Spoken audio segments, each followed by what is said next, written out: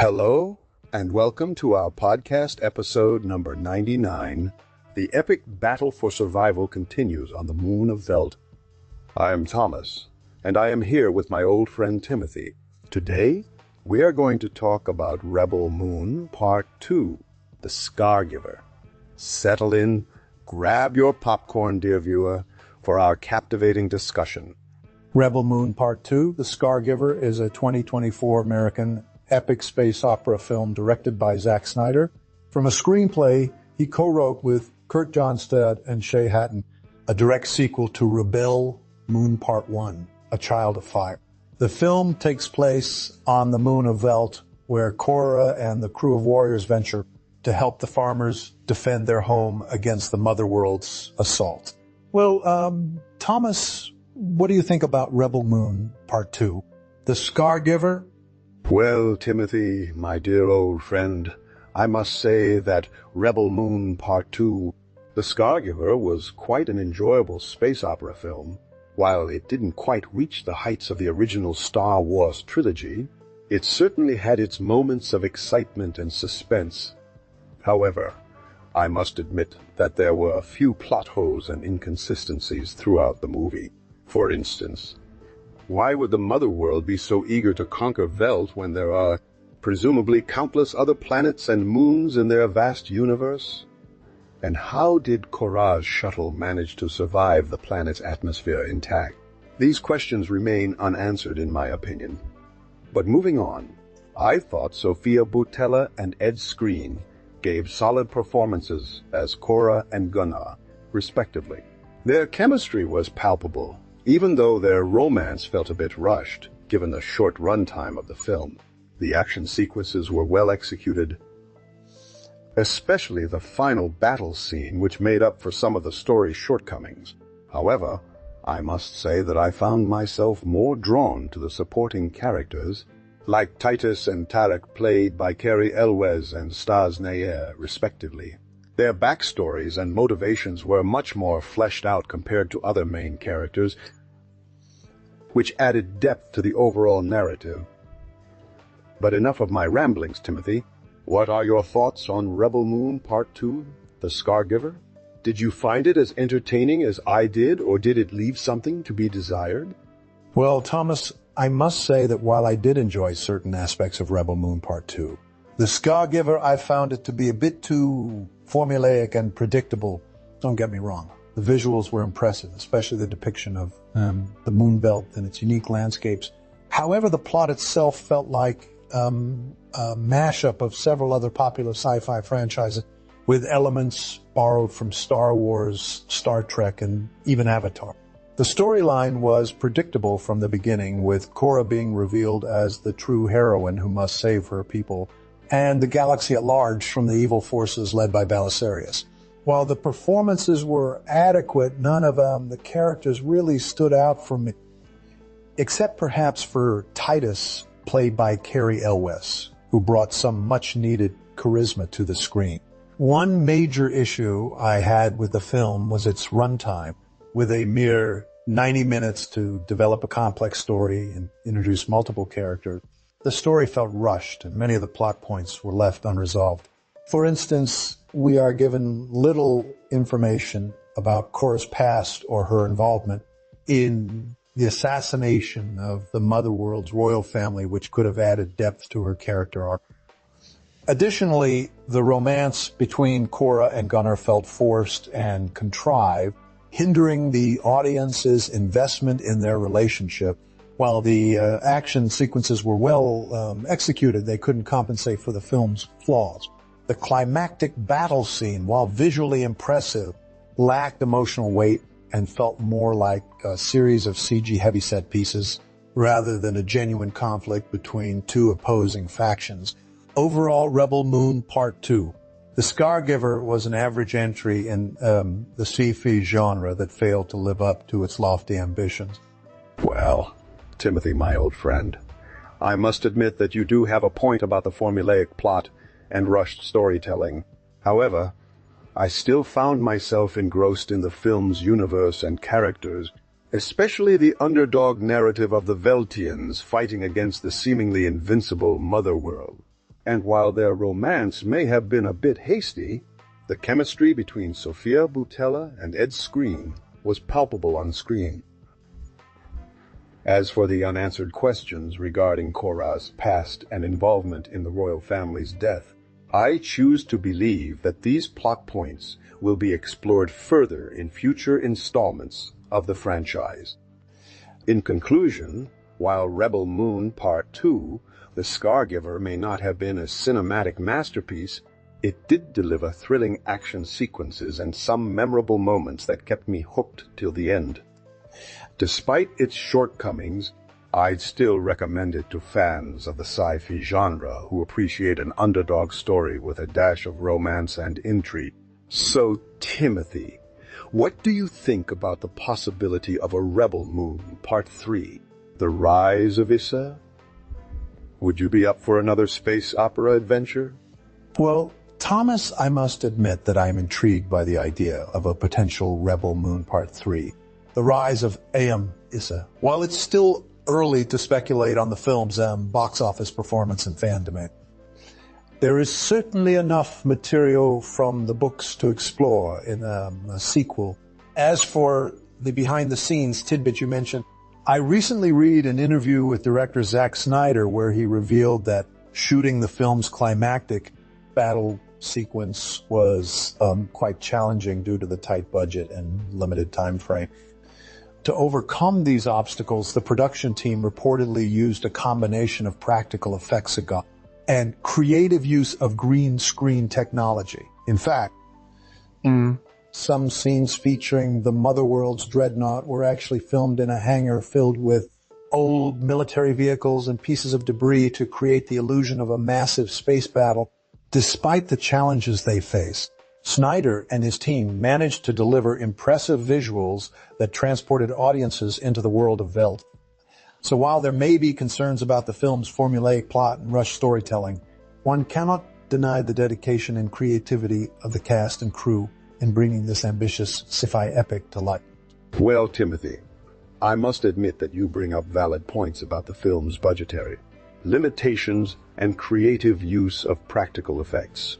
However, I still maintain that director Zack Snyder and his team did an admirable job of creating a visually stunning space opera on a shoestring budget.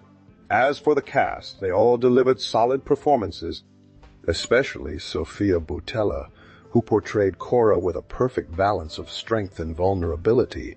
I particularly enjoyed the chemistry between her character and Ed Skrein's Gunnar. Their romance felt genuine, despite its rushed development in the film. Now, let's shift gears slightly and talk about the film's central theme. The struggle against oppression. Rebel Moon Part 2. The Scargiver effectively portrays the plight of the Veldtians, who are forced to live under the tyrannical rule of the Motherworld. The story highlights the importance of unity and self-reliance in the face of overwhelming odds. It also raises interesting questions about morality and the gray areas that often emerge in times of conflict. For instance, while we root for Kora and her band of rebels to defeat the Motherworld's forces, we cannot help but empathize with characters like Admiral Noble, who are caught between their duty and their sense of right and wrong. In conclusion, while Rebel Moon Part 2, The Scargiver may not be a masterpiece of cinematic storytelling, it does succeed in transporting us to a vividly realized universe, filled with compelling characters and relatable themes. Its thrilling action sequences, memorable moments, and engaging performances make it an enjoyable watch for fans of the sci-fi genre who appreciate a good underdog story told well. So, Timothy, would you be up for another rewatch? Perhaps we could uncover some hidden gem of a scene that we overlooked the first time around.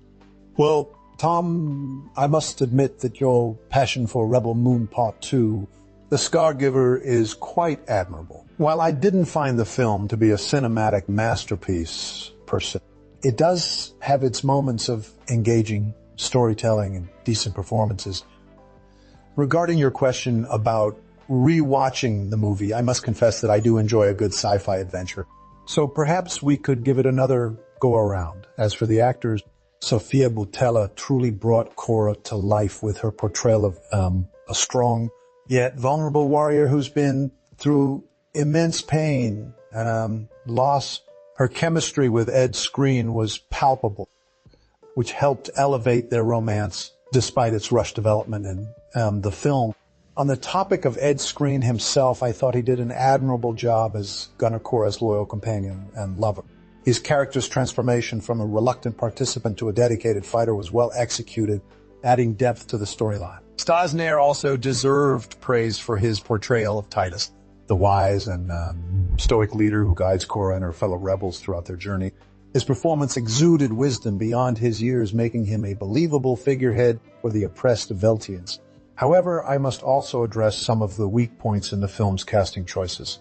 While Jimon Hunsu did justice to the role of Nemesis, the wise and mysterious mentor who trains Kora in combat in the ways of the Force, his character's backstory felt somewhat underdeveloped.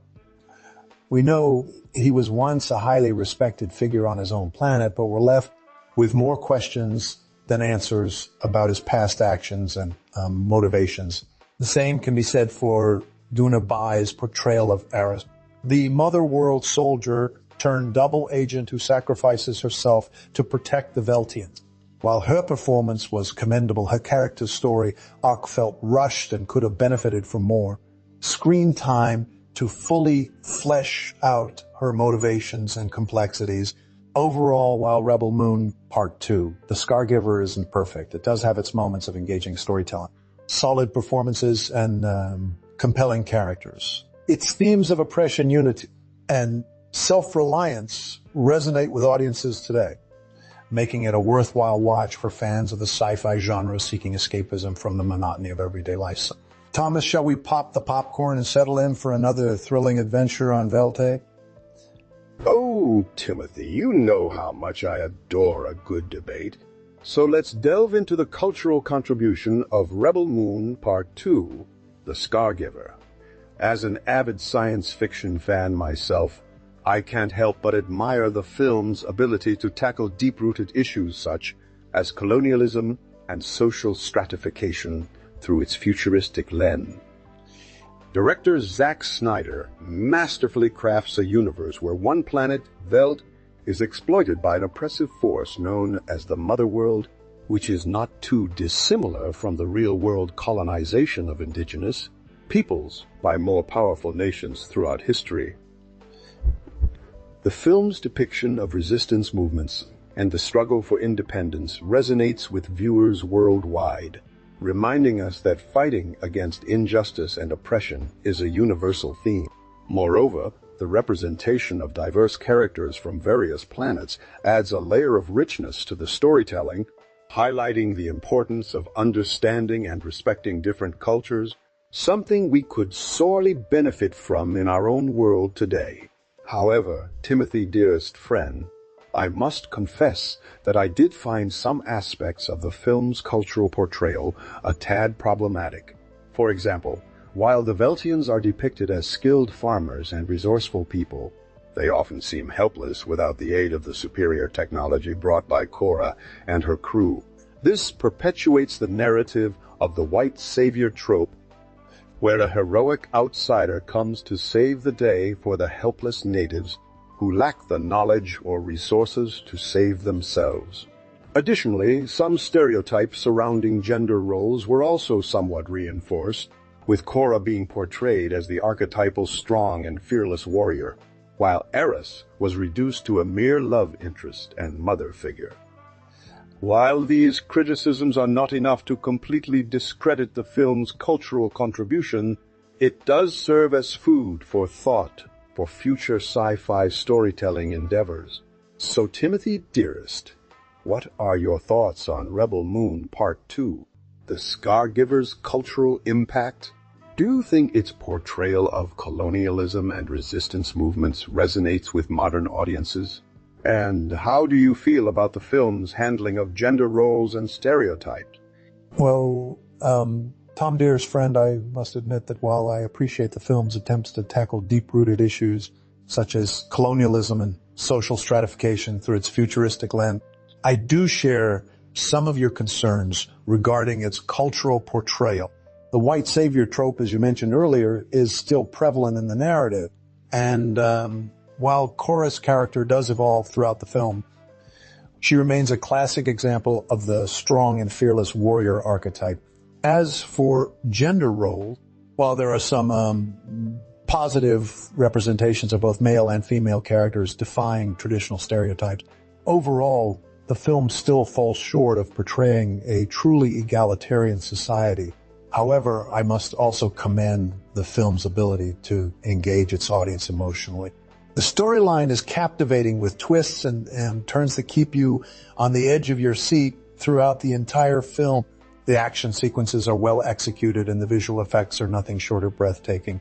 The performances by the cast are commendable, especially Sofia Boutella's portrayal of Kora, who brings depth and complexity to a character that could easily have been reduced to a mere warrior heroine.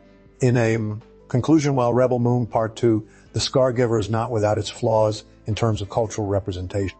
It does offer an engaging sci-fi adventure that raises important questions about colonialism and resistance movements.